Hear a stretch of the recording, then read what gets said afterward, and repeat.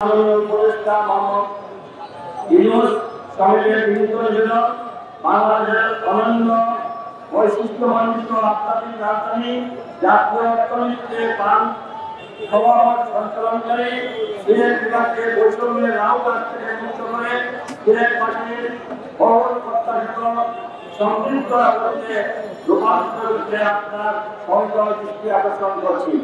অন্যথায় আজ থেকে 15 দিন এই সভা আপনাদেরকে সময় বেঁধে দিল।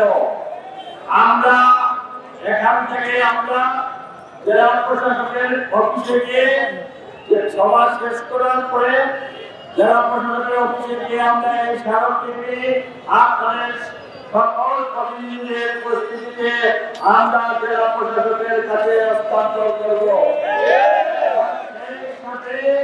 আমরা জেলা প্রশাসককে জানিয়ে দেব যে আপনি আমাদেরকে 15 দিনের মধ্যে সুস্পষ্ট সরকারের সিদ্ধান্ত যদি জানাতে ব্যর্থ হন তাহলে এই সিলেট বিভাগের সকল পর্যায়ের নেতৃবৃন্দ বসে যে কঠিন কর্মসূচি দেওয়া হবে তখন কিন্তু দায়ভার সরকার এবং আপনাদেরকে নিতে হবে।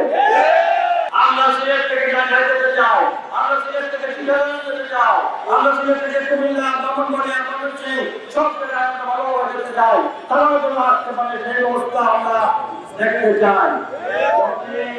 এটার মধ্যে বৈষম্য করেন তার মাথা জবাব দেওয়ার জন্য শুধু আমরা নয়, আজকে এই সভা থেকে আহ্বান করছি বিশ্বের সব দেশে সিলেটের বসবাসরত সকল প্রবাসীদের কাছে আমাদের অনুরোধ, আপনারা আজ থেকে সকল মিশরে এমবেসিতে বাংলাদেশের সকল এমবেসিতে আপনারা স্মারকলিপি প্রদান করবেন, আন্দোলন গড়ে তুলবেন। আমাদের দাবি না মানলে শুধু সিলেট নয়, সমস্ত বহির্বিশ্বের আন্দোলন ছড়িয়ে পড়বে। 25-26 অর্থ বছরে বাজেটের বার্ষিক উন্নয়ন কর্মসূচিতে সিটি কর্পোরেশন উন্নয়ন সহায়তা খাতে সাধারণ বরাদ্দ উপখাত হতে সিটি কর্পোরেশন সমূহে অনুকূলের প্রথম কিস্তি অর্থাৎ অবমুক্তির বৈষম্যমূলক একটি পরিসংখ্যান তুলে ধরছি।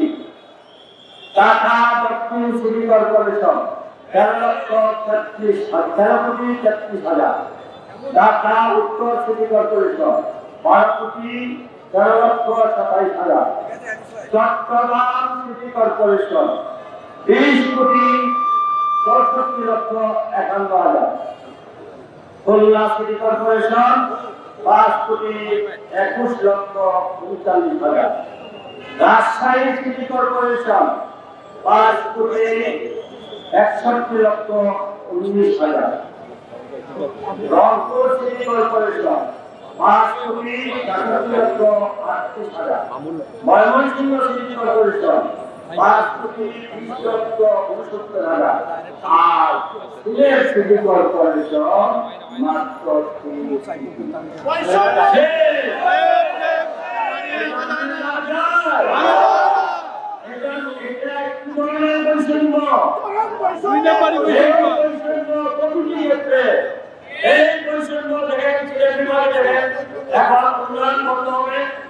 একই সাথে সিলেট বিভাগে সমস্ত ইটভাটাগুলো বন্ধ করে দিয়েছেন।